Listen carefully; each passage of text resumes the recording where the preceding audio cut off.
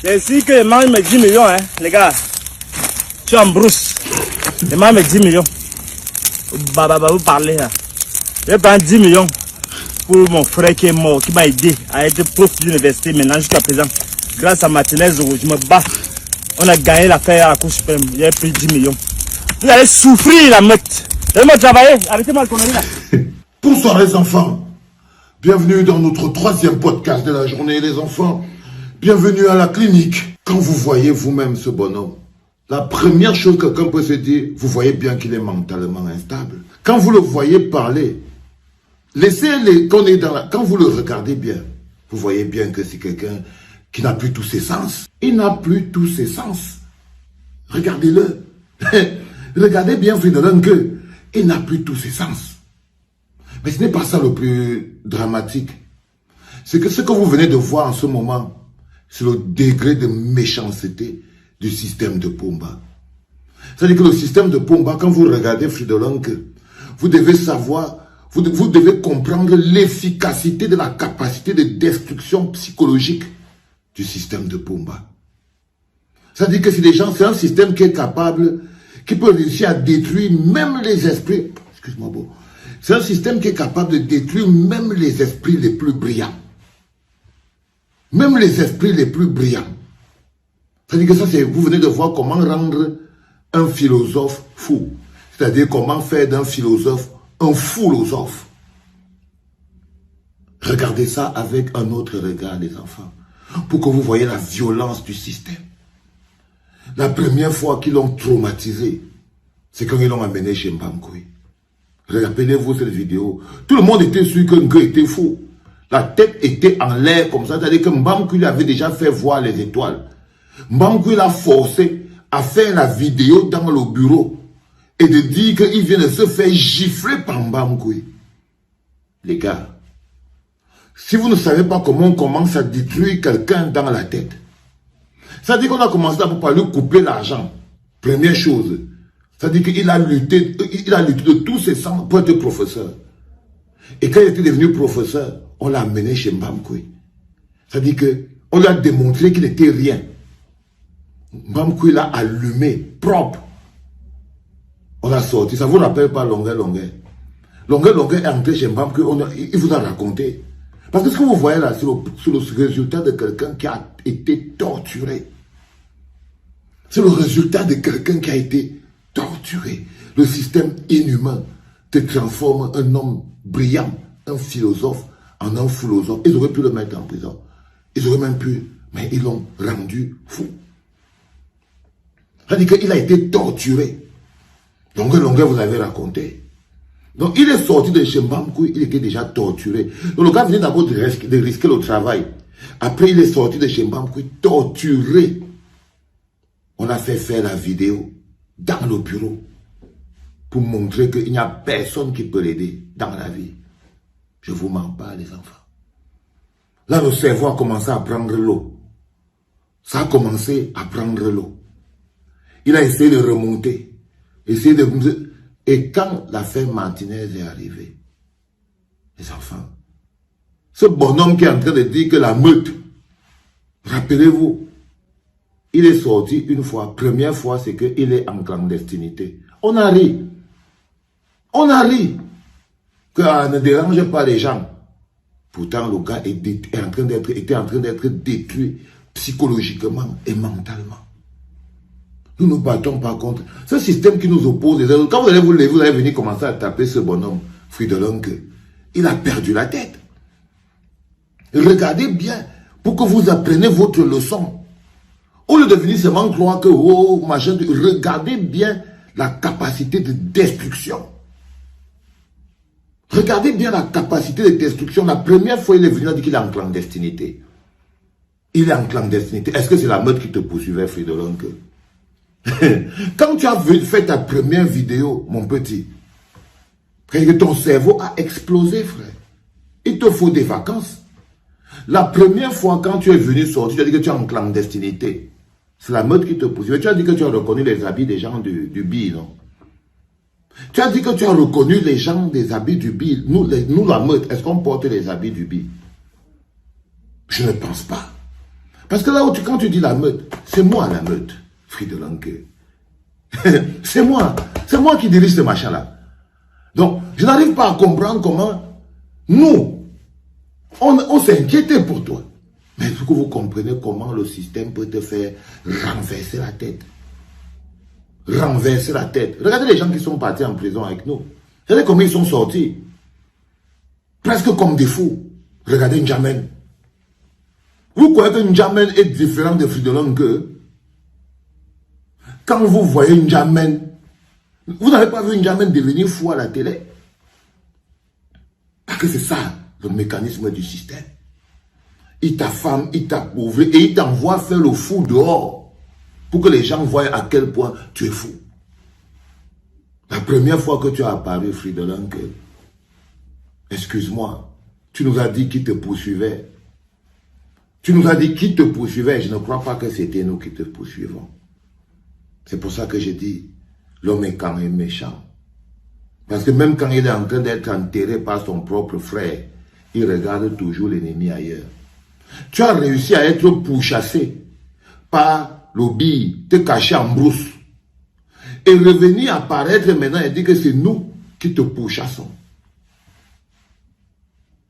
Je vous dis les enfants, comprenez bien le système, la capacité de destruction du système de Pomba.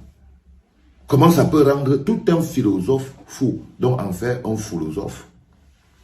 La deuxième fois que tu as apparu, Friedelanke, tu étais revenu, tu t'es retourné à ta zone d'échappatoire, là où tu étais caché. C'était toujours la meute qui te poursuivait, frère. Mais tu nous as démontré à un moment donné que toi tu étais en mode. Parce que quand tu trempes tes mains, parce que ce n'est pas seulement le système, c'est que la personne ne même pas mettre les mains. Celui qu'on appelle Friedelanke, tu as pris ton téléphone toi-même, tu as voulu être mêlé à ça. Il faut que le Zongloa t'appelle. Il faut que le Zongloa t'appelle. Tu es parti prendre les patrons de la DEC, les chefs, toi-même, avec la torche. Tu viens, après tu dis que c'est la meute. Mais non, Friedelanke. Mais non. Les gars, moi je vous dis, il ne faut pas qu'on perde. Il faut qu'on montre aux gens les choses comme elles sont. Il a été sacrifié. Il est comme quelqu'un qu'on a mangé au con. C'est quelqu'un qu'on a mangé au con. C'est-à-dire que voilà un bonhomme qui est en train de devenir totalement paplé devant nos yeux. Parce qu'il est parti lui-même mettre la main dans la marmite, le gros cœur. Le gros cœur. Tu te rappelles, Friedelanke, il t'avait demandé une fois, il y a plus d'1 an aujourd'hui, quand tu avais fait tes vidéos, tu disais Mbam Kouimba, tu avais demandé que Friedelanke, qui es-tu? Qui es-tu? Qui es-tu? Avant, je croyais que tu étais quelqu'un. À l'époque, tu étais quelqu'un. Mais aujourd'hui, frère, quand je te vois, tu es quelqu'un que les Ekans ont mangé à la sorcellerie. Tu es quelqu'un qui a été mangé dans la sorcellerie, Ekan. Tu vas faire comment? Regarde-toi. Il t'envoie maintenant faire le fou dehors. C'est comme ça. Quand vous voyez N'Djamène, dès qu'il monte sur un plateau, quand tu es monté, c'est descendu patati. Le système l'avait déjà rendu malade. Le système l'avait déjà rendu malade. Quand on va retrouver celui-ci couché quelque part, on va commencer à casser aux gens les oreilles. On va oublier de voir que ce bonhomme a été détruit millimètre par millimètre par la capacité psychologique de destruction de ce système. Par la capacité de destruction de ce système. Il y a un type qui était venu ici, il avait aussi apparu, il avait le nom de Kamtodo. 24/24, j'ai oublié son nom. C'était aussi un gars bêtis comme ça, là, un Ateba, quelque chose. Ou après il est sorti que non, on l'a empoisonné. Il doit boire 20 litres d'eau par jour, ou 30 litres d'eau, il doit boire. Parce que c'est ça, le processus du système de Pomba. Quand il n'arrive pas à te tuer, quand il n'arrive pas à t'enfermer, ben ils te rendent fou. Ben ils te rendent fou. Ils sont capables de te faire interner en psychiatrie, comme Friedelanke. Vous voyez quand je l'avais dit que mon frère Martinez Zogo, celui qui m'a même aidé à être professeur, son cerveau n'est plus en règle. Son cerveau n'est plus en règle. Il est important que vous le compreniez, mais que vous ne voyez pas Fridolin que seulement que, oh, il a changé de veste. Il a changé quelle veste? Il est fou. Il a changé quelle veste? Il n'a changé aucune veste. Son propre système dans lequel, son retournement de veste qu'il a voulu faire, c'est ça qu'il a détruit. C'est ça qu'il a détruit. Et j'ai envie de dire à tous les combattants, regardez bien Fridolin que, si vous ne restez pas fidèle à vos convictions, si vous ne restez pas droit dans vos bottes, si vous ne suivez pas la route claire, vous allez finir comme Fridolin que. Parce que ce système, c'est sa technique. Il vous rend tous fous. Même sur Internet, on peut reconnaître quelqu'un que le système est en train de rendre fou. Il faut juste regarder. Quand son cerveau commence à prendre l'air, quand ça commence à prendre des fuseaux d'air, tu comprends que là, on est en train de lui dire, va te déshabiller en route. On est en train de lui dire, va te déshabiller en route. Donc, vous les combattants, sachez-le. Si ce système est capable de faire ce qu'ils sont en train de faire à Mugubelinga, vous les pauvres combattants, que pouvez-vous donc attendre de ces gens? Rien. Vous n'êtes pas plus proche du système qu'à Mugu. Mais le système est en train de le bouffer. Il est en train de se régénérer parce qu'il faut faire très attention avec ce qui se passe en ce moment. Ce que vous observez en ce moment. Vous pouvez regarder ça comme étant « Ah, Pomba va mettre Laurent Esso en prison, après il va mettre Motaze en prison, après il va mettre... » Quand il va finir de mettre en prison, il va diriger avec qui? Ce n'est pas aussi simple que ça. Quand Pomba va finir de mettre Motaze, il va finir de mettre Laurent Esso, il va finir de mettre... Il va rester dirigé avec qui? Donc il faut comprendre que en ce moment précis, nous sommes en train de vivre une tentative de régénération. C'est-à-dire qu'un système qui se bouffe lui-même pour se régénérer. Il enlève ses parties mortes, ses parties sales, ses parties trop visibles. Donc il bouffe ses parties sales pour pouvoir se régénérer. Pour pouvoir se régénérer. Restons bien concentrés sur ce qui se passe en ce moment parce que ce n'est pas la blague. Pour pouvoir se régénérer, ce système, il fonctionne exactement comme ça. Là, en ce moment, ce que vous voyez, c'est qu'il bouffe ces parties gangrénées. Donc, vous voyez, par exemple, comme les Amugubelinga, c'est les parties gangrénées du système. Et il bouffe sa propre gangrène pour éviter de tomber. Il bouffe sa propre gangrène pour éviter de tomber dans le but de se régénérer. Dans le but de se régénérer. Ce que vous voyez là, c'est quelqu'un qui enlève, Pomba essaie d'enlever les parties mortes de son système pour pouvoir paraître propre.